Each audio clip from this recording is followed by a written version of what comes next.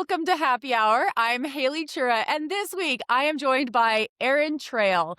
Erin, I feel like I should let you introduce yourself because, again, on this show, this very casual podcast, I never prep introductions, and I think I like hearing how people introduce themselves, and then I think we need to talk about how we know each other. But Mhm. first, tell me a little bit about yourself and Yeah. how you ended Yeah. up on this So I show. am Erin Trail. This is actually my last name. People think it's a fake name. Because it's Like, your no. Instagram, because your Instagram is Erin Trail, Well, and I but guess even like when I was on Team USA last summer and we got our names on our uniforms, I had a guy walk up to me and be like, "Is that actually your kit?" I'm like, "Yes." well, it's a nice problem to have where people think your last name is so cool that they think it's Yeah. fake. Yeah. I mean, it's technically my husband's name, but I've had his name longer than I had my name prior, so I'm taking it and keeping it. But anyhow, so I live in Denver, Colorado, and I've been a triathlete, age group triathlete for 18 years. I'm also a coach. I coach mostly women who are stepping into doing bigger, scary things and they need somebody to help them. Been coaching for about 12 years. I've done 5 Ironman races, about 20 halves. I've competed at the 70.3 World Championships in Lahti, Finland. And then most recently, I've switched over to the dirt side of things. About 10 years ago, I was like, I've done 3 Ironman races. I'm getting really tired of it. I have a mountain bike. I live in Colorado. Let's figure out this mountain biking thing. And so my first couple of rides, I did women's group rides that were supposedly beginner friendly. I actually rode the trail yesterday, which was one of the first rides. I'm like, what was this woman thinking? But I went into it all serious thinking I had matchy spandex outfit, that I had to have clipless pedals because I was a serious cyclist and I got my ass handed to me. I crashed so much because I had no skills that I was angry crying. I wasn't like, I got so frustrated. I just was like crying. And all of the gals thought I was crying because I was scared. No, I was pissed and I'm bleeding and I broke my sunglasses and I called it early. And then instead of just like, I could have just quit. Some of my Yeah. friends really thought I would quit. Instead, I bought a better mountain bike and took some lessons. Wow. I know. I'm like, and now you're sitting here wearing a dirty girl t-shirt where you are like you love the dirt. But I we need to talk more about this because I'm a little late to this podcast because I just got out of the shower, if you can't tell, because I was running some trails and it took me a little longer than I thought. And I will admit, I have an appointment to get my mountain bike tuned up next week. A good friend of mine was like, let's go. And I was like, no. And I've been really resistant. And then I finally was at the bike shop and I was like, okay, can I make an appointment? They're like Wednesday. And I was like, no, it's too soon. So, okay, we do need to I talk can give about you tips. I need some tips because these are all the mistakes I would make. What you just like described, I'm like, oh, that's what I was going to do. Well, and that's really part of it because as typical triathletes, we don't know how to go over bumpy things. We don't know how to not go in a straight line. And even so, I was on Team USA last year. I got to compete at Cross Tri in Pontevedra, Spain. So that was the mountain bike triathlon. And even Team USA made it sound like Cross Tri is the hardest thing and super scary, and you have to be an expert. And what I want to do is make it more accessible, especially for women, because women heard that message from USAT and they didn't race. They paid their spot fee and decided it was too hard and they didn't want it. There's also a lot of travel and then traveling with a mountain bike, and there's a lot of stuff going on. But if you have like, it's not so much like, I think iron triathlon in general, there's skills, right? In like, how do you swim? How do you bike? How do you run? How do you eat? How do you recover? But then for road tri, it's pretty quick to get proficient on those skills. And then it becomes more fitness and then getting faster as the progression. But like, I have been mountain biking for 10 years now. I still have things to learn. I'm taking an advanced clinic where I'm going to be doing chunky stuff and texts and drops. I've hired a private mountain bike coach to help me with the technical uphills, right? And so like I am 10 years in and I'm still learning things. I'm forever going to be learning things. And I think that's what's really fun and exciting about dirt is there's unlimited opportunities with what you want to do. Is music to my ears as I try to find kind of what's next in my life. I saw you take a drink, and this is happy hour. So before we go into like our how we know each other, what are you drinking? Okay. It doesn't have a name because my husband made it. Oh, this is like a Yep. home, Yep. He's a like, master home moonshine. brewer. So Is kind of this a fun fact, he okay. and I have known each other since we were 19, and I'm now 50. And we got Right. married when we were 23, and we had no money, so our wedding favors was homebrew beer. And here you are Yep, still and so he's now like a master brewer. He entered a beer at Pro-Am for Great American Beer Festival, which is like the Kona of beer. It was really cool. So this is his beer. It's an ESB, which is an extra special bitter. It's an English style ale. He made it for his homebrew competition that I don't think has happened yet, where they're doing an English competition. And ESB is one of my favorite beers. It's a little hard to find, but it's just a Do you have nice. to come to your house? Is that I guess at homebrew, you can't sell it. Yeah. So we have a kegerator downstairs with 3 taps. So, there's always something, though, always something to Always try, something. and you've watched his progression Mhm. since you were Yep, 19 years old as he's gotten better and better yep. at this. And then I have to highlight my glass. So we have a local race series here that is Without Limits, and their races are phenomenal and they're just excellent, excellent race directors. But he always gives you a pint glass. And so this is from the Stagecoach Gravel Triathlon, which is in Steamboat. And you can camp at the state park and then drive 5 minutes over to the venue and go race a gravel triathlon. Wow, okay, that's a great swag from a race. I what do you look for? What kind of beer is your favorite given that you have such So an extensive I knowledge? always notice, Haley, you are an IPA gal. I do What do have you an have? IPA. I have a couple things. So first I do have because I truly just finished running, and again, we postponed this. I have some like kefir or kefir, I don't know how to say it, the like yogurt drink, which that's like honestly, sometimes when I'm running, it's like what I crave, and it has been part of my since I crashed a few years ago on the bike, broke my hand, learned I needed more calcium. That's like a way to get more calcium, but I also like it a lot for like right after I finish. And then I have a liquid death because I love marketing. And so this is like seltzer water. It's a cherry obituary in a big can that looks like beer. And so that is like right up my alley. So that's like for a little more hydration. And then because it is happy hour and I'm not for gonna give up an opportunity to drink alcohol, I have a Breakside What Rough Beast Hazy IPA. I do love an IPA. I love okay, tell me what is it about IPAs? I feel like they kind of get a bad rap. Is it make me like a very basic No, I am not an IPA person at all.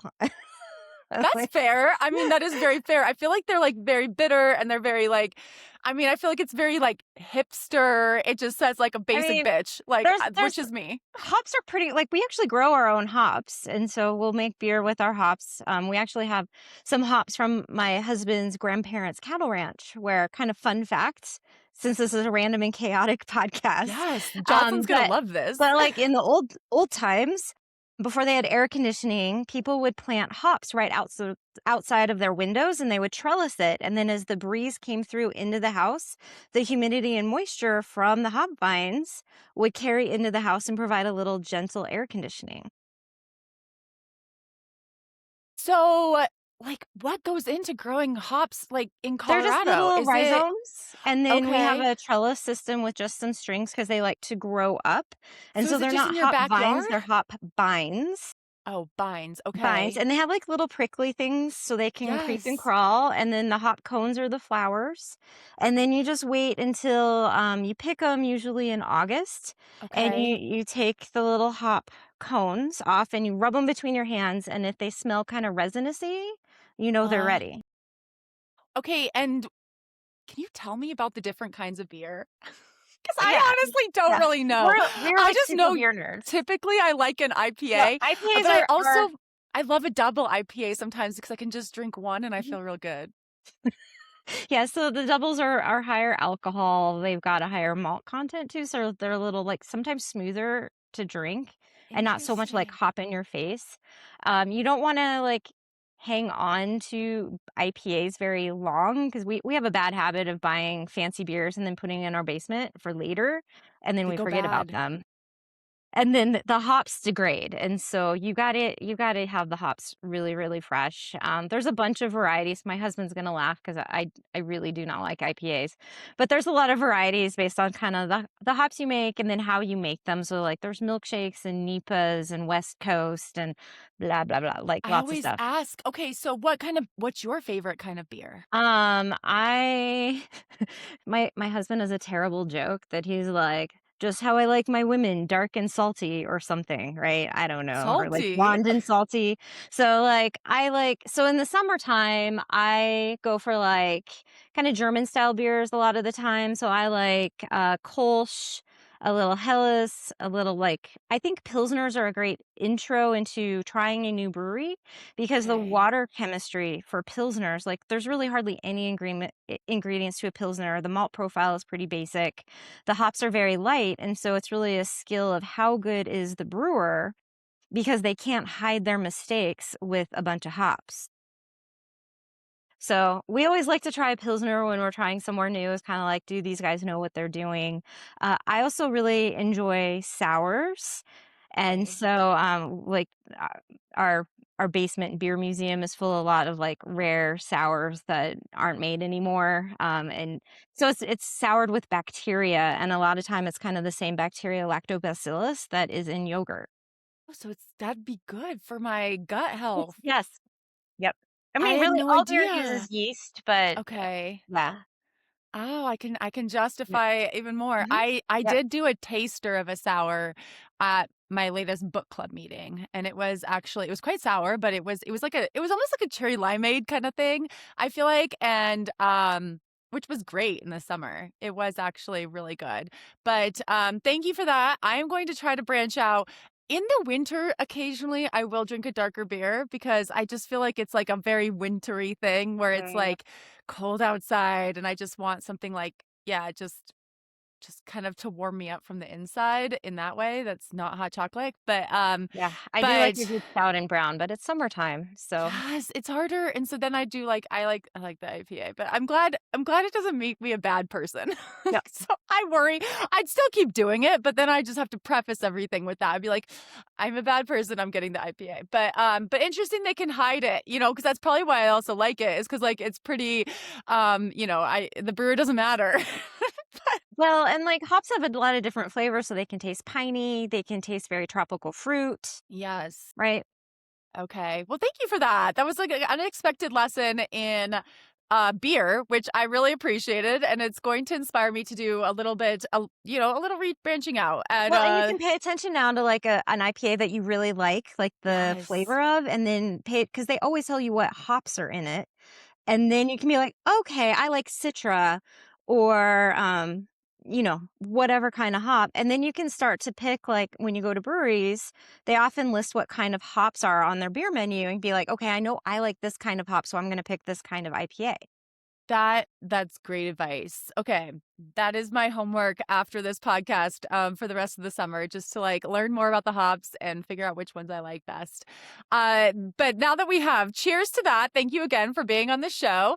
And I want to like give this little background story on this isn't actually how we met. We had met through Smash Fest Queen team. We kind of knew each other through social media, but we had a very, well, at least for me, very impactful encounter at the We met Ironman World before that, Championships. actually. Well, before when? We met Before at a feisty performance summit with a awkward locker room conversation. I had an awkward locker room conversation. Yeah, we were Wait, swimming in the pool together, was I and naked? Because I feel we like both most were. We both were, but in the pool, I was like, "Oh, hey, where you from?" And you're like, "Montana." And I was like, "Sweet, I went to college in Montana." And then afterwards, we were both in the locker room, and so I went to college in Butte, and we exchanged emails over, like, swapping book information, and I knew who you were, like, because I've been listening to Iron Women for a huh? while, and so I had your voice in my head, but it took me a minute to, like, piece all the things together, and then by the time I knew it was you, I couldn't fangirl because it would have been weird, so I stayed cool. Because I mean, this is so funny because I feel like I've met like I don't know if it's an unusually large number of people in the locker room. Like I am just like I come to my attention. That's not how a lot of people meet, but I have met a lot of people in the locker room. So, thank you for that story. I forgot about that, about So you, you didn't know who I was, but I going knew to who you school in were. Butte, and I'm sure I was like, "Oh, have you read Empty Mansions?" Because that's like my favorite Butte book. I tell everyone to read that, especially if you have a connection to Butte, because that book is so good. Um, I do love Butte. I might be headed there in a little bit too. I have an athlete running the 100 miler that's there in a few weeks, so we'll see if I can make it up there. But it's a cool place. I can imagine a cool place to go to college. But we had a very impactful for me encounter at the Ironman World Championships in St. George. That when they were held in St. George, you were volunteering in the change tent. And to give a little bit of background on that race for me, I'd had an incredible swim. And honestly, I went into that race, I felt like in really pretty good shape. I had qualified, for what I thought was Kona a year before. It didn't happen in Kona. The race was moved to St. George because of COVID. And so this is like May 2022. I kind of was nervous, but very excited about this race. And I thought it could just be like, I had so much potential. And I am like such a good wetsuit swimmer. I'm just going to talk about what I'm good at here. I'm looking pretty good wetsuit swimmer, even though I feel like people say, oh, regular swimmers, they're just mostly good at non-wetsuit, but I love to wetsuit swim. So I came out of that race with a 2-minute lead, which is You crushed crazy. it. I'm like, even like, I don't think I got enough credit for that. I think one of the reasons is because we raced with the men. And so I didn't get to come out like by myself. I came out very backlit with a bunch of men. So like no one got a picture. No one got that And it's stuff. probably still pretty dark too. I think it was. And it was, I don't know. And then you're all wearing a wetsuit. It was not like the triumphant, like being first out of the water in Kona moment. And so it's a little sad. But when I look back, I'm like, that was such a good performance for me. A great swim, cold water swim, wetsuit swim, had this great lead. I had like all these motos on me. I was doing great. And I was pushing like watts like I've never seen before, going so hard. And unbeknownst to me at the time, I had a little bit of an issue with my wheel and it was rubbing on my frame. And so I led for like maybe 20 miles that race. And I think then Lisa Norden passed me. And I was shocked by how many people were passing me because I was riding way harder than I should have been. And how fast everyone caught me and all that kind of stuff. And I just didn't know what was going on. But like, I like just went backwards the whole bike. And to the point where like I was very distraught by the time I got to T2. I was in a bad spot because, again, I had had a wheel that was rubbing for 112 miles up these mountains, all these things. I did not know what was happening at the time. And I just thought my legs didn't have it, but I had pushed so hard. And I was like, I don't know how I'm going to run a marathon. Like I have truly never been that bad going into T2 in an Ironman ever, I don't think. And you were there. And so I'd love to hear your perspective on what happened next. So, so this was my second world championship working in T2. I worked in Kona in 2019, and I've worked Arizona, Boulder, whatever. And so I kind of think T2 is my specialty because that's where I can give people tough love. I can give them love, or I can just get people in, out, done. And so, Haley, I will say that none of the pros looked great I mean, at is that all. normal though, At given that you all. have And even like, Lindsay Corbin came in after you, and she had an Mhm. equally rough day. And like, literally, she was just sitting there, just everybody looked shell shocked that day. And Lindsay was like, oh my gosh, those poor age groupers. And I was like, yeah, yeah, it was really brutal. And so I think like maybe you and I might have chatted a little bit before about like, well, what do you need in transition? Like, I'm your girl, I'll help you. And so you kind of gave me some instructions on, I like my handheld bottle, and then you've got your tall socks, and kind of, I think you're pretty minimalist in terms of needs. so And nice. No one has ever said that to me before, so I'm gonna like that's gonna make the clip the reel. But anyway, go ahead. I'm here to help. But so you came in, and then I was like, Haley, how are you doing? And you just like boom, just like a wall burst, and you were just so upset. And so I went into tough love mode that I give a lot of the age group women. And I mean, I hope I gave you a hug. I think I You did. did. And honestly, it was like, And yeah, you you just gave needed me a a hug and hug. needed to get it out, right? And with a lot Mhm. of those people, you just bad stuff happens and you gotta like let it out, acknowledge it happened, and then move on to the next. And so that was kind of my job. I might even given you like a countdown clock of You like, did. okay, we, You we said you can sit I think you're like, you can cry for 1 minute. Like, I think that was what you said to me. You're like, "Okay, cry. Let's cry for 1 minute." And it was exactly what I needed. Like, I did need to just, like, sob for 1 minute while you held me, and then you're like, "Now we're putting your shoes on and you're getting out there." And it worked. Like, it did work. It was still the worst marathon of my life.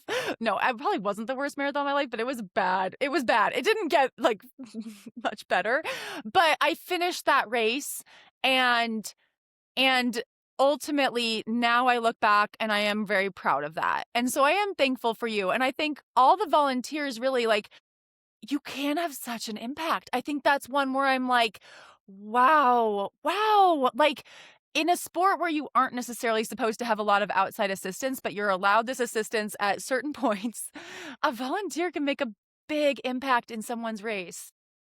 yeah, I think especially for T2 because people come in all kinds of shapes, and I think it really helps to have someone who's experienced also.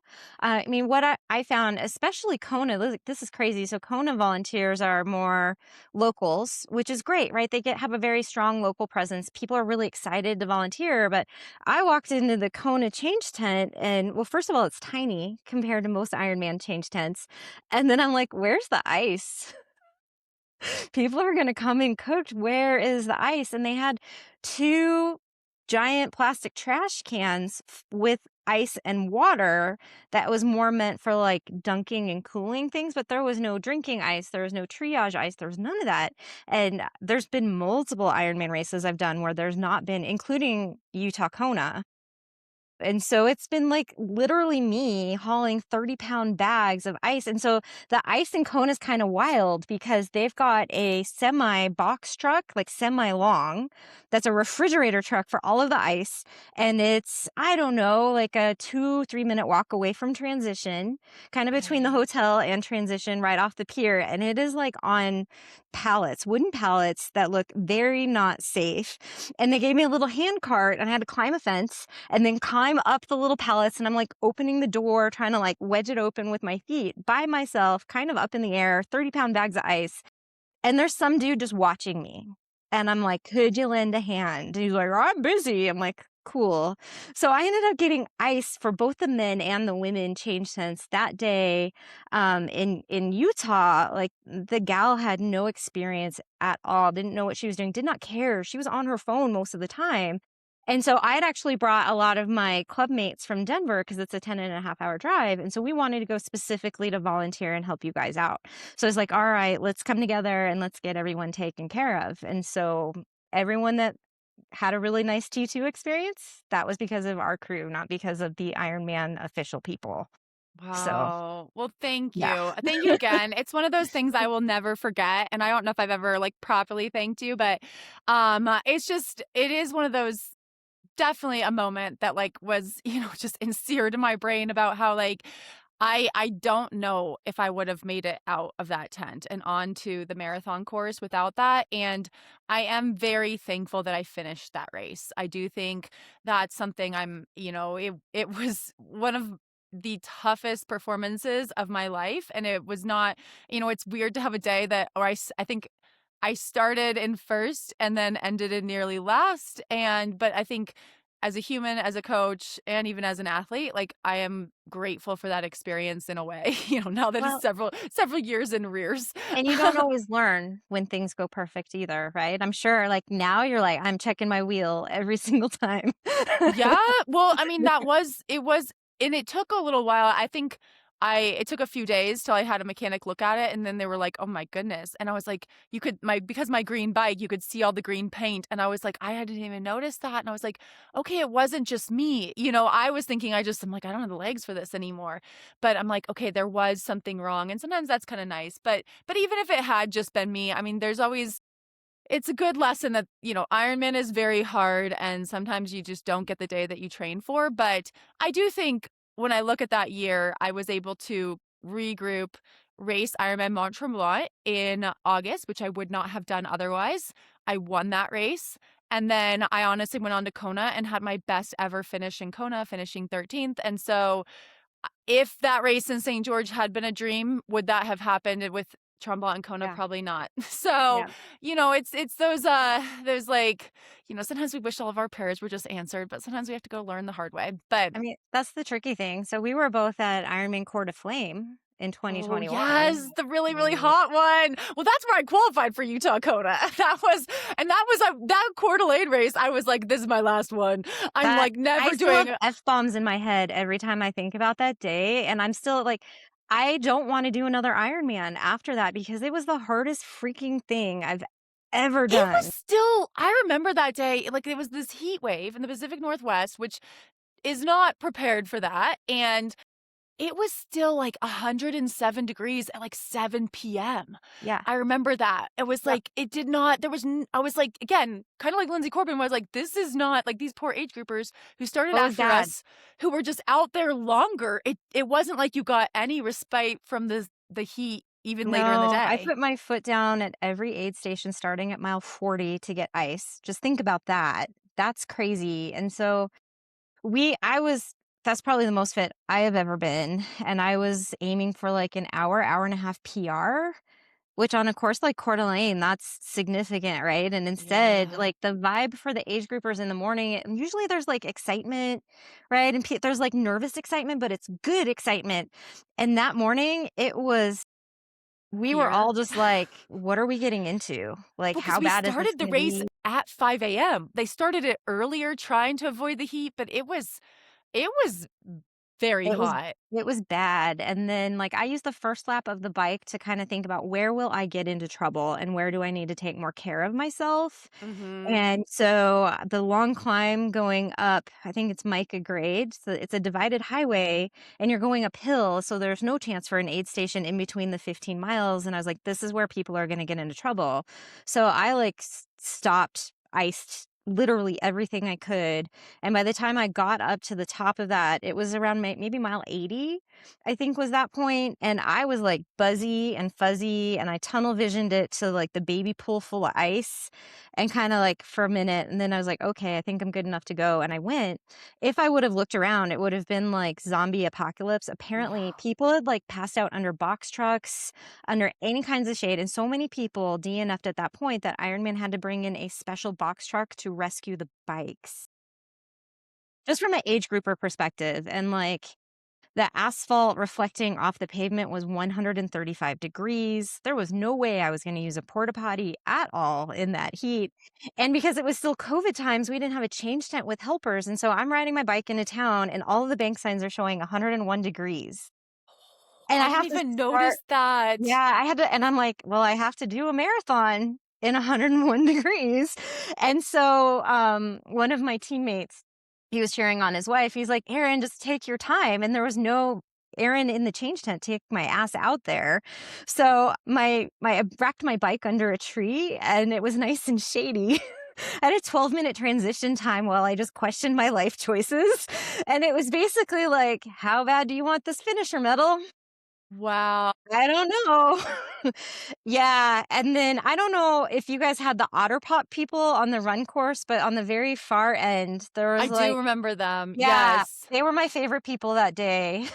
Yes. Well, because that's another one where, like, sometimes you have people who set up these, like, impromptu aid stations, right? Loved And them. and there's a little bit of, like, with Ironman, you're like, "Is that outside assistance?" But on a day that hot, you're like, "I don't care." You're like, "I will take the extra water. I will take like, spray me down."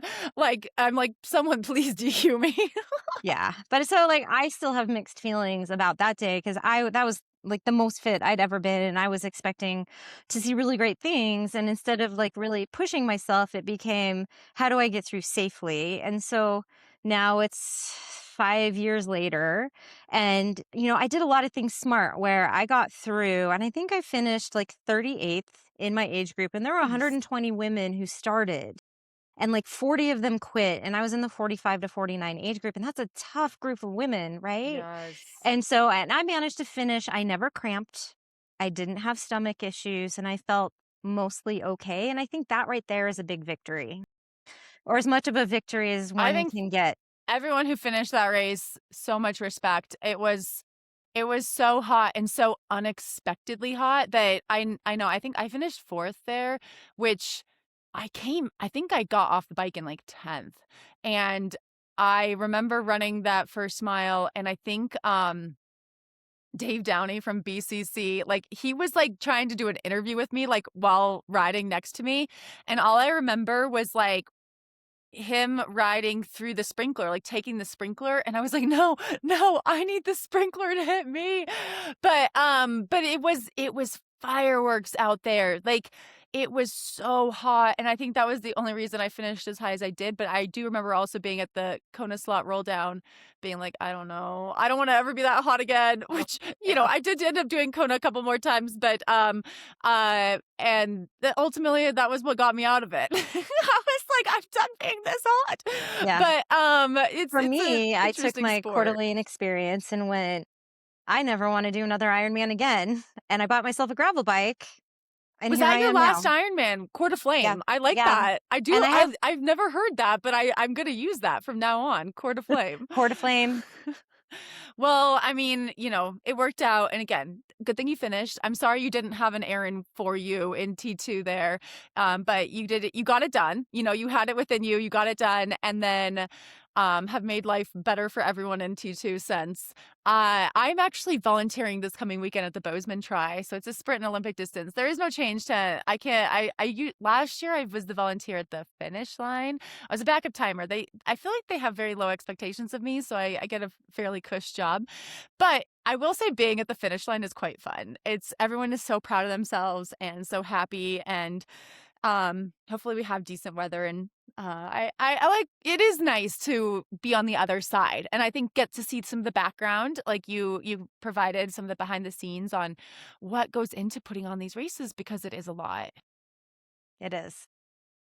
So, moving on to your off-road life, I you also do gear reviews, I believe, for trail running shoes. What kind of gear reviews do you like doing? Everything. So, I Okay, got linked up with a group called Engearment. So, it's like Engearment or Endearment, but Engearment, and we have a okay, website where we do kind of blog style reviews and then a YouTube. And it's been around for 11 years. It was founded by a guy named Sean Sewell, and they brought me on board a year and a half ago, and it's been a crazy ride. It's so much fun. We get a lot of big brands, which is really cool, but I also like highlighting a lot of the smaller brands that people don't know about and giving them a little shine and a little love. okay, And it is wild, just the amount of things, but also the access to things. Like I would consider myself a pretty like average plus triathlete. It kinda I'm a little better on the off-road, but it's because people haven't found it yet or they are scared of it, I don't know. But I'm not an elite runner by any stretch of the imagination, and yet I get these shoes. look at those. Those are fancy They're Brooks. $275. So Brooks is sending these to you in Yep, your size, and then yep, it's like, "Okay, review it." I mean, yep. are you supposed to be like an independent reviewer? Can Yeah, you give them a independent, so I don't bad sign a contract. I actually don't get paid, but I get to keep the stuff and do whatever I want with it. And Okay, so because I'm independent, they're honest reviews. And so okay, if I like something, I'm honest about it, and I've gotten a couple things where it didn't pass my tests. So Suunto is a multi-sport watch, and they're based out of Finland, and they sent me their Race 2, which is supposed to be a direct competitor to Garmin, and it is not at all. And it's a $500 watch, and it didn't do like it did not even do my swims in the pool correctly. And okay. there's other things where I was just like the operating like the hardware was really good. The GPS was really good, the mapping was really good, but the, user interface was Mhm. garbage. So, it Okay, was more that's the important. programming part of it, and so I offered, like, "This is what I did not like, here's why, and here's how you can improve it." So, I like to make it strategic. I still feel bad because it was a $500 watch, and I was like What do you do with it after? Do you still use it? I gave it to my husband, so he's Okay. happy. He doesn't swim. Okay, yes, I can see that. I mean, as a coach, I definitely have athletes who use their watches in the pool, and nothing is worse than when the file is not like it doesn't it tell especially if it says like, your workout was 2,000 and the the watch comes up as like 1,800 Yeah, and you're or like, "Oh." even, like, it was just so Spartan where, like, you couldn't customize the sounds like you can with Garmin, and so it was either all mute or all sound, and so I put it on sound, and then I have it connected to my watch, and I was in a meeting, and my watch just kept beeping, and I'm like, "Oh my god, I can't have this. I need my day job." But then, like, for the map function for it to tell you the turn by turn, it beeps at you, but I had all the sounds off. And you're not gonna, like, as you're riding your mountain bike, look at your display to be like, "Do I turn yet?" Right? Right.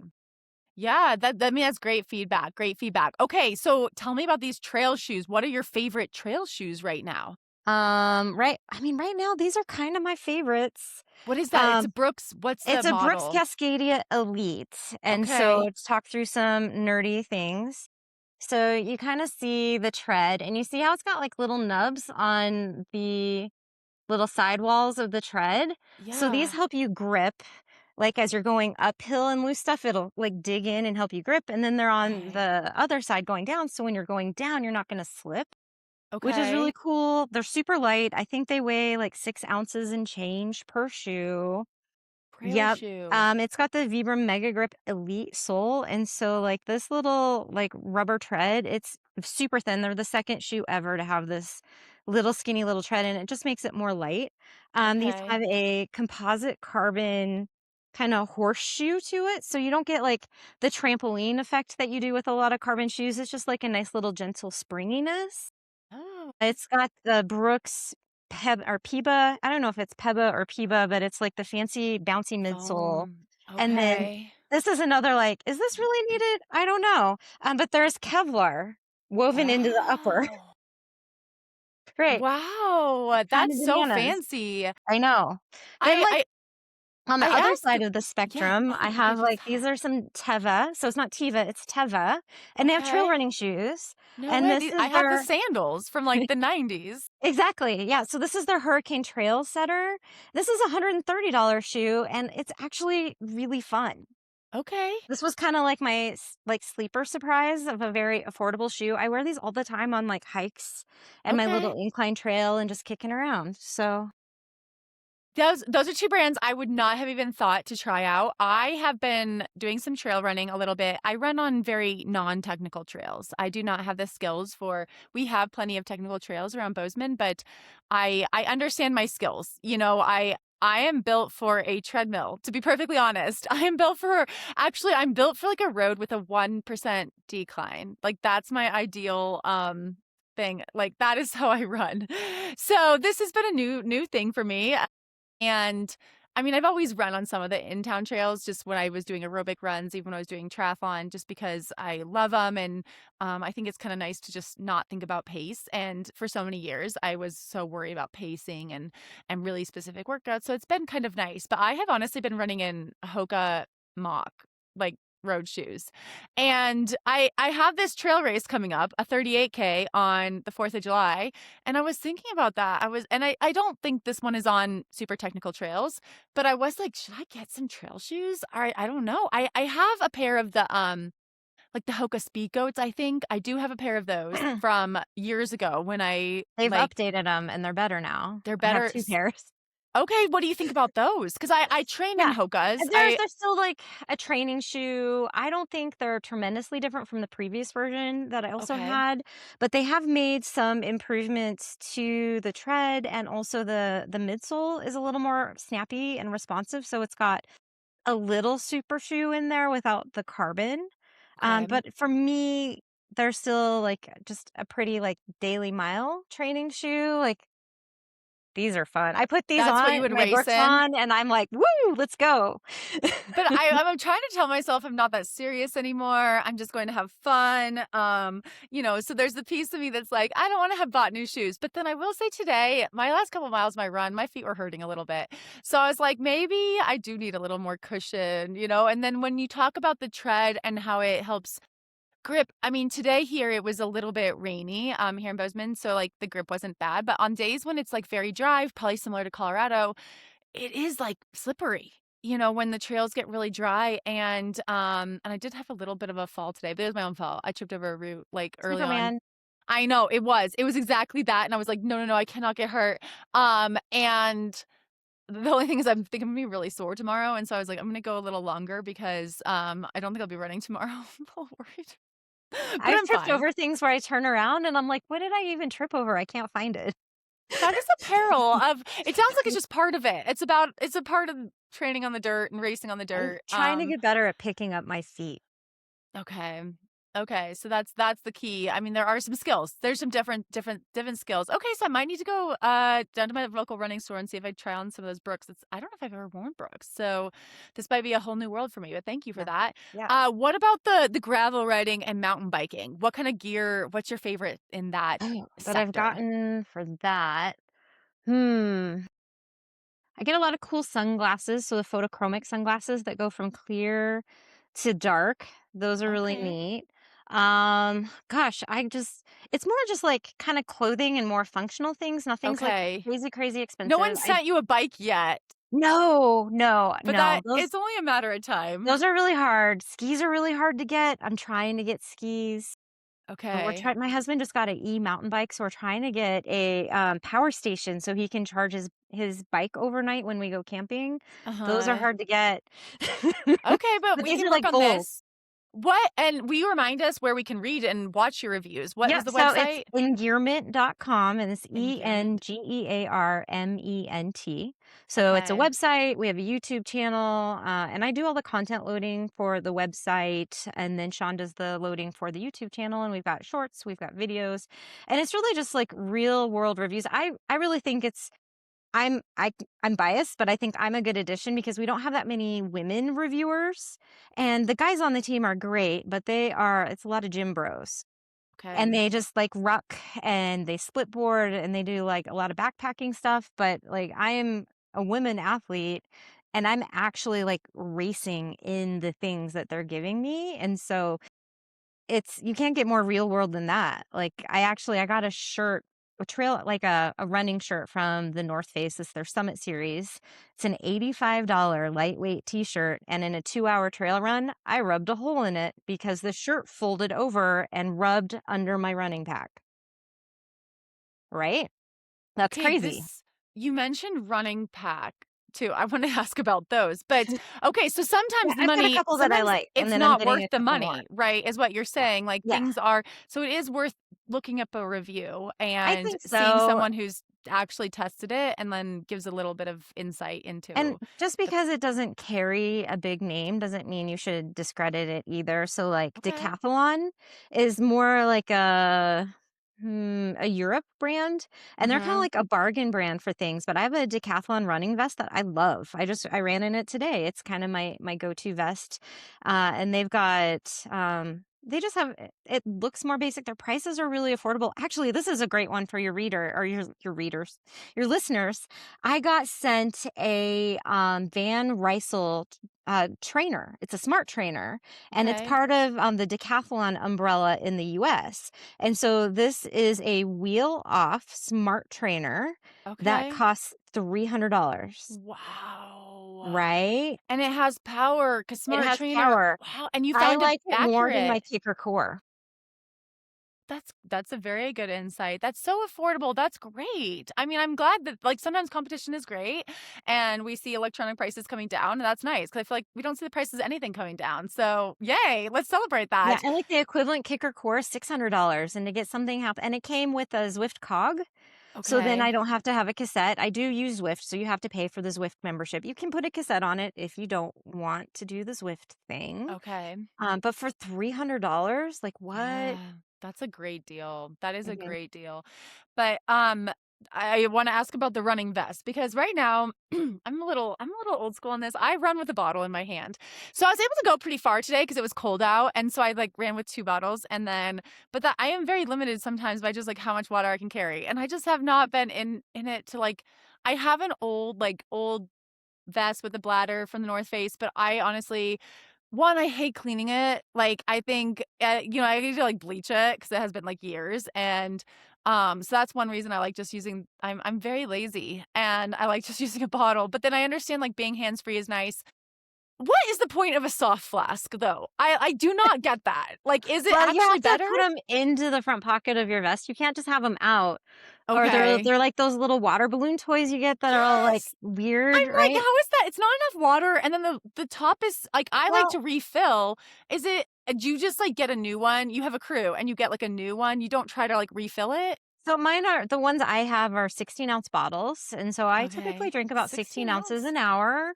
Okay. And then it kinda depends on the kind of bottle. Sometimes they have a straw, sometimes it's just like a little you kinda like a bite Do valve you where like you a straw? squeeze. Um, yes and no. Like, it Okay. kinda bounces around, and I there's, like in my Tears a hole decathlon in your pack, shirt? it's got, like, a little it has, like, a little strap where you can kinda hold the thing down. I do think they're Okay. harder to clean, where Yeah. I think the more bottle where it just has a little bite valve, those are easier to clean, and, Okay. like, I just recently got a sweat test as part of a gear review, and I learned I'm a super salty sweater, and I should never exercise without salt. Oh, interesting. Yeah, so that means I have to put something in every bottle that I use, so I'm kinda Okay. like, "Let's make it easy to clean." Yes. Easy to clean is very important to me. Do people like the, like, soft flask versus, like, a bladder on your back? Is that just because why is that? I think the bladder bounces more and the soft flask is, Okay. like, right there. It's maybe also a little easier to clean, or you can change flavors. Okay. So, I just did Ragnar Relay in Zion, and the big loop was a 2-hour loop, and so I had different flavors or, like, different kinda salt concentrations, so you can kinda mix and match. Okay. I am getting an Osprey running pack, hopefully. We're Okay. working, but their soft flasks actually have, like, a little plastic deal that's a support, and so it goes around the neck of the bottle and the bottom, so it's like a little cradle, and so you bring it out and it's not all, like, floppy and it's easy to put in the pocket. So I'm kind of excited for that just to see how that works, because I agree, like, they're really awkward when they're just all floppy and you're trying to, like Yeah. it's easier to put them into your vest when you take the vest off and use gravity to kinda shake it into the pocket. If you have it Okay. on, you're, like, pushing against. Yeah. Yeah, it's I've bad. I've just am like, I needed someone to explain to me how this is easier. Again, I haven't tried it. I haven't the vests are kind of expensive. I think they're like $80 sometimes or more. And so I was like, do I really need this? I don't know. I don't know. So that's like I'll be looking forward to your Osprey review. I have an I'm Osprey. a vest person because, so I went into anaphylaxis on a trail run last year. Bad. 'Cause you're allergic, No, or are the you official diagnosis was exercise-induced urticaria, which no. basically means I'm allergic to exercise. Wow. But you have to carry an EpiPen for that I just in case? do. Yep. I had Wow, head to okay. toe hives, and then my esophagus started to swell shut. I could breathe, which is crazy because I have asthma. But yeah, so I always have an inhaler and an EpiPen now, and that's hard to put in a pocket or And you don't carry in your find the hand. vest gets too heavy or hot? No, but I'm used to it.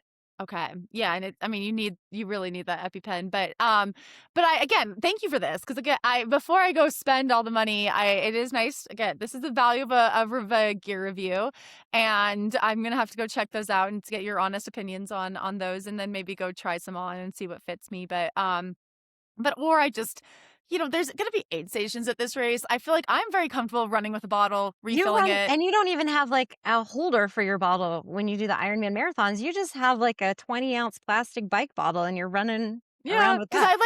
I like to be able to throw it away. I don't wanna have a fancy bottle that was, like, $30, That's so I have, like, a fair, but I $4 couldn't hold on to bottle. that bottle for that distance. I would be Well, so that was what tired of was so hanging on bad to when I it. broke my hand and I had no grip strength in my left hand, and I was like, "This isn't gonna be a problem," but I would've maybe but luckily it's come back. Lots of occupational therapy, we got it, but my right hand is still, plenty strong, so I can work on that so I don't just get one big bicep, but they're like, "Why is she like that?" And I'm like, "It's from carrying a bottle." But, I don't again, sometimes I make things harder than I should be, but also I feel like I'm a little old school. This was another reason I had to get out of triathlon. I was like, "It is getting too gear intensive for me."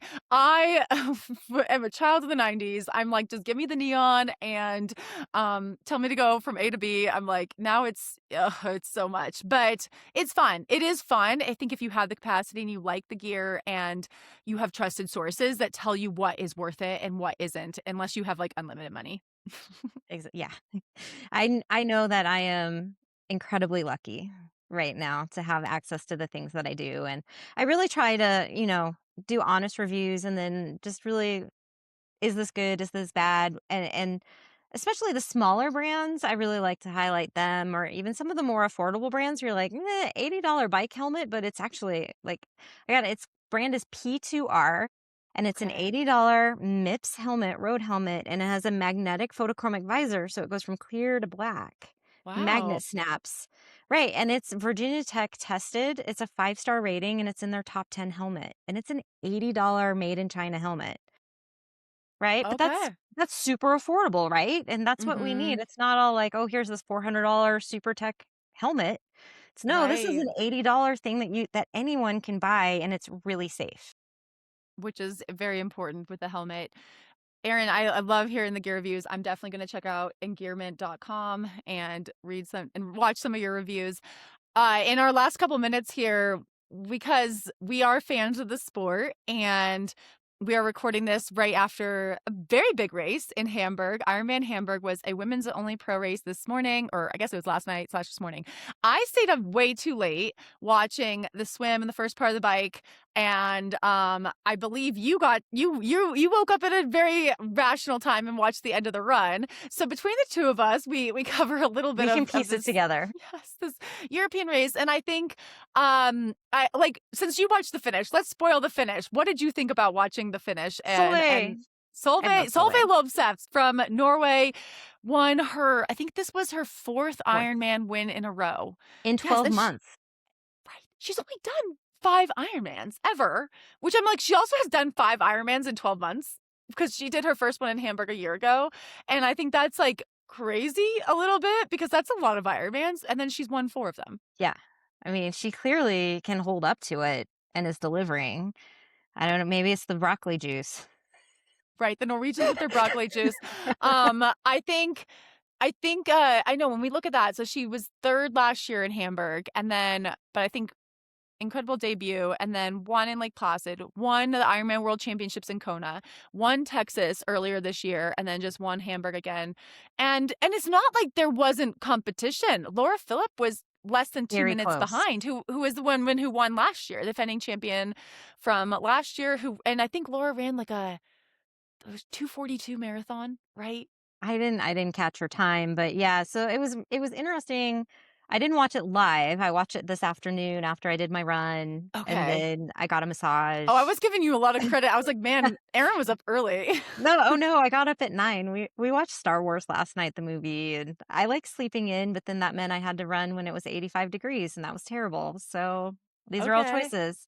But like what I thought was really interesting, so they had Daniela Reef and Rennie on the commentary, and I hadn't really listened to Danny before, but like their observations I thought were really cool, and I'm kind of curious like how this translates to you. So Solveig was coming in, and Danny was like, "Well, she still has her glasses on top of her head, so she's doing okay."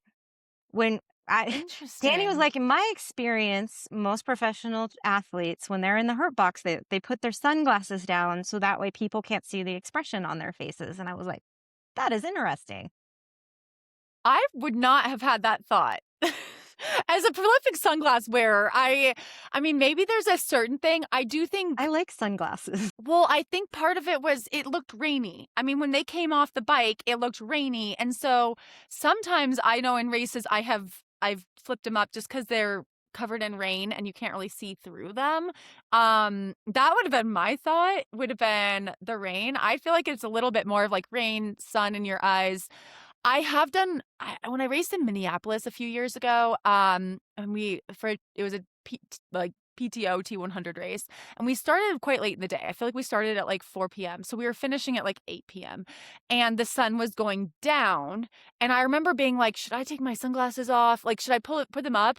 And I talked to Anna Reichman afterwards, and she said she likes to keep them down because she's like keeps you in the mode, in race mode. Fair. So maybe it's a very Specific. personal thing.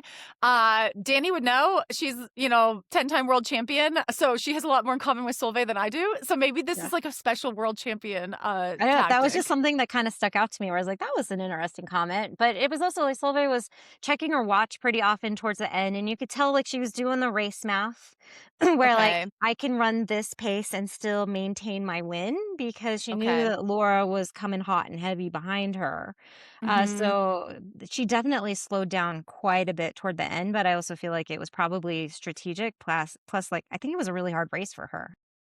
She did look a little bit more tired coming across the line in the videos I saw compared to Texas, and I was at the finish line in Texas, and that she looked so fresh on that run, and when she came across, like, she looked like she could have run another lap if she needed to, and that was not how it looked in Hamburg. So maybe that those 5 Ironmans in 12 months, caught up to her a little bit, but I think still very, very incredible, incredible racing. Laura Phillip, incredible racing. I know that she's had a bit of a later start to the year and raced in X in a few weeks ago, but then also and didn't win that race, but she obviously back in form. Hamburg's a great, great course for her, and she's still running very, very fast. So it looked beautiful. It looked like a really good course. Remind me who rounded out the podium there. I should know I this. was just looking it up. So we Grace have Bill Katrine Christensen. Christensen. And so Okay. I did catch T2 on just like a little short clip on Mhm. Instagram. And so I think it was Katrine and Solveig. They were actually, Katrine was ahead and Solveig came Okay. in, and it was like dual in transition, like they were in there at the same time. Okay. Yeah, Okay, and then Marjolaine Pierre loved from her. France, who she finished 4th, which I know is I saw some of her previous interviews, and I've raced a little bit with her, on the T100 series, and actually, like, in Kona last year, we rode together a little bit, and she was having a pretty tough day in Kona last year, and so she came off the bike in 1st, I believe, and then, finished 4th, which is a really good result. I know that last year in Hamburg, she didn't finish, and so she talked a little bit about that, going back to a course where you had a bad race and what brings you back to there. And I think one of the things she wanted was a fast marathon, because Hamburg does set it up that way. It's a fast course and not typically very hot. And so you can get these fast times. I think Solveig won with like it was a little bit slower, like 8:12 or something like that. So it wasn't the 8:03 we saw last year, but still incredibly fast. I mean, there were so many women that were like way under 9 hours, like, way like, 8:30s. I mean, it's so fast, and so it's fun to see that, like, those women get those times. I think the top 10 were, like, 8:30, and so really, really fast racing, and I loved it being an all-women's race. I I will add know. that too, just, like, watching as a spectator, I was like, "Oh my goodness, I love this." It was pretty cool. I know. We need more of that.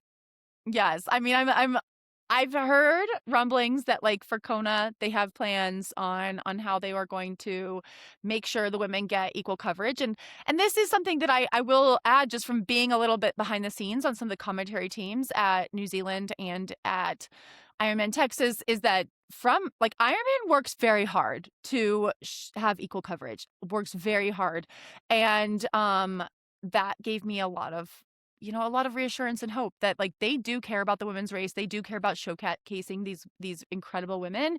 And but it was very fun to watch Hamburg where it was like truly some of the best women in the world having, Just just duking it out. It was really a battle on yes. the run, which that doesn't always happen, and it was really fun. Right. Yes, it is fun, and to really see them and see the effort and see, like, how incredible these athletes are, I think it really, really, really showcased that. So, congratulations to everyone who raced in Hamburg and all the races that have happened. I know there were age group races happening this weekend. There were so many. The Ironman There tracker were a was lot of like the tracker was crazy. When I looked at it, I it's just kept crazy. scrolling and scrolling. I was like, I "Oh know my Western goodness." Mass had I know I had athletes at Western Mass. There were just it is the season. It is like the Ironman season. And so that It was our pro is. series race was that one race in Hamburg. But we are definitely in it and it's fun. It is fun when we get to summer and these long days and just like some of these races coming up. Do you have any races coming up that we can expect to see Yeah. you at? I have a off-road triathlon in Fort Collins. So it Okay. used to be Xterra branded, but they've gone and withdrawn. I think Xterra franchise fees are getting expensive. We Okay. actually have 0 Xterras in the state of Colorado now, which is bonkers. Yep. But so this is the Lori Off-Road Triathlon, and it's really fun. It was actually my first off-road triathlon. I think I did it maybe in 2016, so it might be my 10-year comeback. And like 10 years ago, terrified. So I'm a good swimmer, and with off-road tries, sometimes they organize you more by bike ability. So that way Okay. you're with similar ability people on the bike that makes it less scary and more Okay. safe. But I'm a good swimmer. So way back then, I put myself in the novice, which very fair. And I was one of the first people out of the water. And then just a bajillion people passed me on the bike because it was a two loop bike too, which meant that the faster folks were on their second lap and I was on my first. And it was not a good experience for me. It was really scary, and just the passing situation is very different and aggressive and whatever. And then 2 years ago, I did Lori again, and I had a different mindset where I was like, "I'm now, like, a very experienced mountain biker, and I know what I'm doing." And I actually did a lot of group rides and training with men, and I told them, "Get on my wheel. Let me be on your wheel. Let me practice being in close proximity, and don't be afraid to be aggressive with me because I need that." Okay. Yeah, and it actually, like, super helped until, like, I got off the trail, like, up on the grass to go past somebody, and there are these giant boulders hidden in the grass, and it took me out. I know. So I won't be doing that this year. You never know. You never know what's in the grass. Wait until I can see what's on the Yeah. trail to pass somebody. But yeah, so I feel like it's a 750 swim. And it might be 70. It's been really warm here, so the water, I if it's over 70, I won't wear a wetsuit. I wear a swim skin. Mhm. And then it's a 12-mile mountain bike that's pretty beginner friendly. There's not a ton of climbing, but it's got like some long grindy efforts that you really got to work, but then you get some reward with some flowy, shallow downhills. And then the run's terrible. It's a 4-mile run. It's up what we call a hogback, so it's like kind of a baby mountain. There's no Okay. trees on it, but it's like 2 miles of just up, and there's no shade, and it's really hot. And the trail texture has all these, like, really sharp little upright rocks that are just like ankle twister things. It's really technically hard, so but my challenge is, like, I'm gonna run more than I have. I'm a Okay. better runner now, and I don't know, we'll just see what happens. That it's more just having fun. Well, you'll have to come back and let us know how it goes. But thank you so much for coming on the show this week, Erin, teaching us so much about the off road life and some of the gear we should check out, and geeking out a little bit about some nostalgia, but also about current racing. And I look forward to, maybe our paths will cross on an off road adventure sometime. I don't know. We'll see. We'll see. I I would don't know love about that. racing. I don't know about me racing. Again, that when you describe that, like being a good swimmer, that is my fear with anything off-road triathlon. It would be like, I would just need to swim and then just like stand there and let everyone go by You me. you can relay it too. I did do it. Okay, I did. There used to be an Xterra in Bozeman up at, and so years and years, like it was like 2013. I did a relay with my cousin and my sister, and so I swam. And it was that was fun. I do love doing the swim on a relay. Like that Yeah. is, that's probably what I'm built for. But the thing, Um, like, with sport, which I think is really special, is that there's unlimited opportunities, right? yes. You're fit, you have skills, you can learn things, and then it's more just opening your mind to, like, what is possible and what sounds fun. Life's too short to do the same thing over and over again, right? We are meant to have new experiences that challenge and grow ourselves. So I just encourage you to find something that excites you and just go for it. You've motivated me. We're gonna do it. At least starting with that trail race. But thank you so much, Erin. I really appreciate it. It's been great catching up. Yeah. Thank you, Haley, for having me.